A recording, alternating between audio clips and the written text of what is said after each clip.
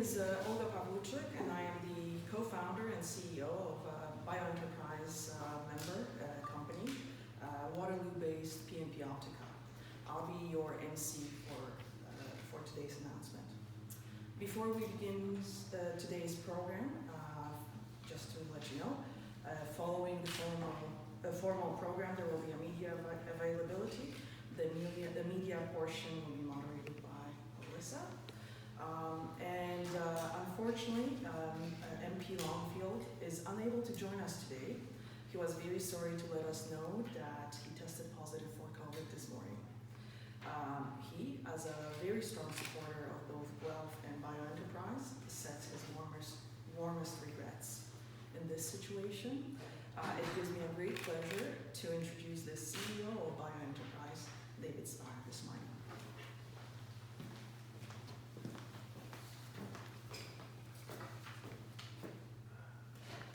Thank you, Olga.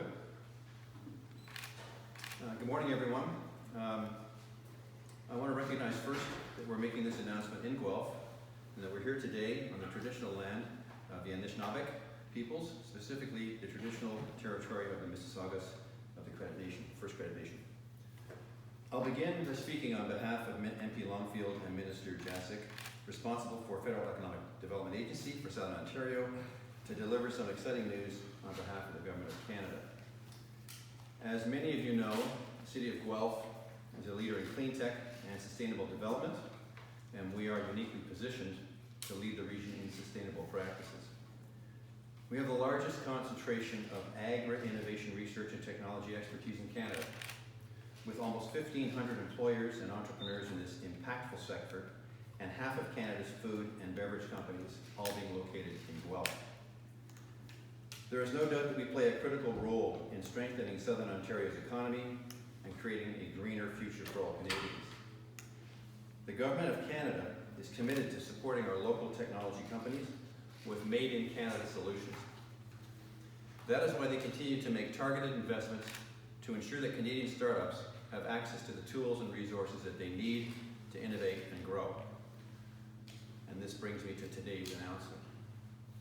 I'm pleased to announce that Bioenterprise is receiving nearly $2 million to deliver the Food Shift program, a green initiative that will help Southern Ontario agribusiness and food processors adopt greener processes. The project will connect agribusiness and food processors looking to adopt clean technologies with clean tech entrepreneurs developing these technologies that are ready for the marketplace. Eligible businesses will receive up to $50,000 that will be matched by the supported company to support the cost of adopting new clean technologies and processes. The initiative will help 30 industrial food processors to future-proof their businesses, support an additional 30 clean tech companies to commercialize their technologies and grow their revenues, and support 200 jobs. Now, I have a few personal remarks as well that I'd like to make on behalf of Bioenterprise. First, I want to thank Lloyd, who unfortunately could not be here. He's been a great friend and supporter of Bioenterprise over the years. And my sincere thanks to Minister Jacek, Nancy Gardner, Linda Kuzno, and the rest of the FedDev team. FedDev have been an absolute pleasure to work with over the years. This new program announcement represents the continuation of a long-standing partnership between FedDev and Bioenterprise that started back in 2016 with a program called IBI, and then in 2019 with the REI program, and now in 2022 with the Jobs and Growth program. This partnership has been very, very successful over the years. So Ontario's food and agricultural sectors have just lived through 2 years of COVID-related challenges. Both food and agriculture were significantly negatively impacted by these challenges, and we come out of this period, it is all in our best interest for Ontarians, for these sectors to be given an opportunity to have a running start recovery. Innovation is a key driver for global competitiveness, and this is most certainly the case in agriculture and food sectors. And it just so happens that Southern Ontario is a giant incubator for the creation, development, and commercialization of new groundbreaking food tech and agri-tech innovations. At the same time, Canada and Ontario are faced with important objectives regarding climate change and moving our economies towards a net zero carbon footprint. We know that we have groundbreaking innovations here in Southern Ontario. We also know that so many of these innovations can and will drive our economy towards climate change benefits. And we also know that the food and agriculture sectors have a strong appetite to adopt these technologies, and that those technologies will make our food and agriculture sectors more globally competitive. So how do we bring all these aspects together under an efficient and targeted plan? Well, that's exactly what this new program is about. By matching food and agriculture companies up with these innovative agri-tech and food technologies, we, first of all, help food and agriculture companies get a running start out of the COVID period. Number two, we build global competitiveness through the facilitation and the adoption of innovation.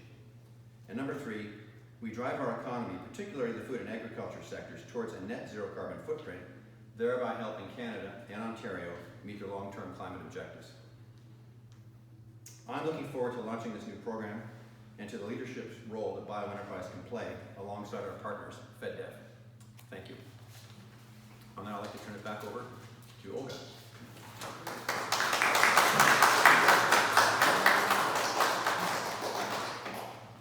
Thank you, Dave, for your remarks, and obviously FedDev for this exciting opportunity for companies like mine. This concludes the formal portion of this announcement, and as mentioned before, there is a media portion and photo opportunity. So I'll turn this over to Melissa. Thank you all for coming.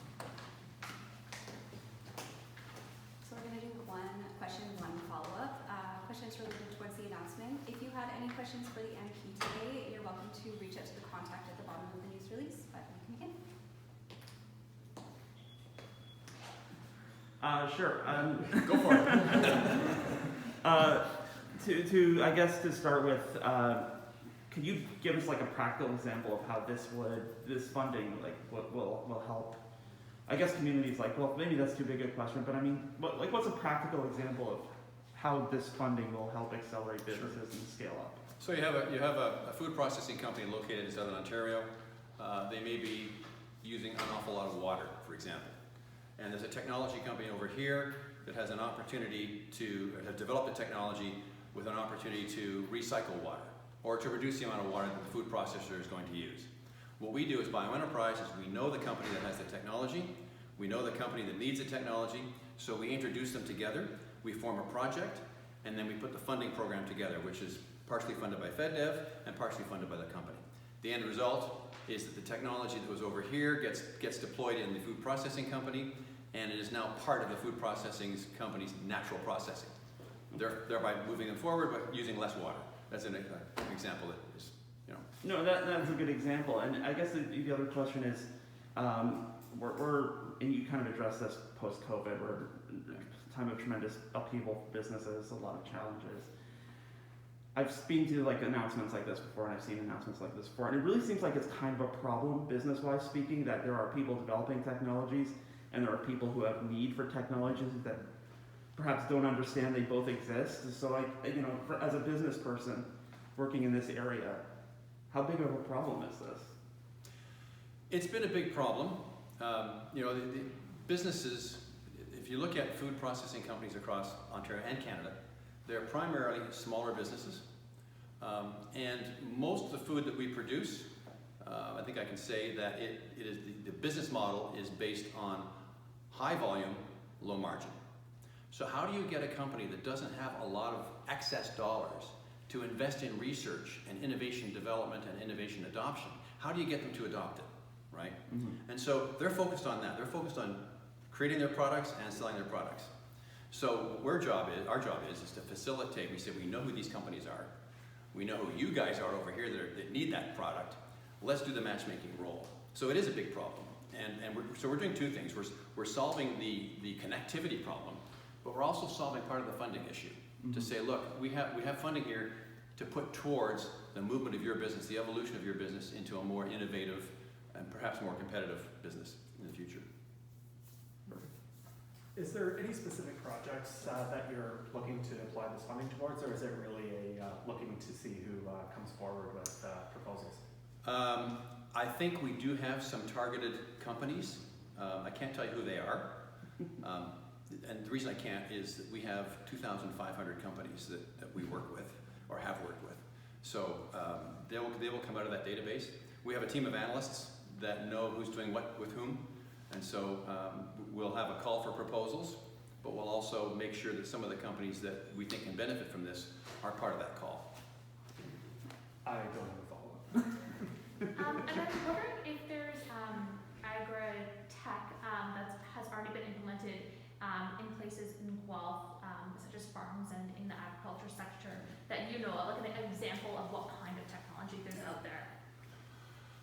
There's lots of technologies. They wouldn't all qualify for this program necessarily, but I mean the one that comes to mind is if you go to the farming community, one of the problems we have with the farm machinery, particularly the tractors, is when they drive the tractors over the land, it compresses the soil, right? Which makes it that's a problem for the farmers. So there's an organization here that's developed a system for the tractors that when they drive it over top of the land, the tires automatically deflate, which reduces the problem, right? And when they drive it off the land, they inflate again. So that particular technology has been very interested to organizations like John Deere. So there's an example of a Southern Ontario company that has basically a global opportunity at their hands, right? So that's something that would be appropriate for the farm itself.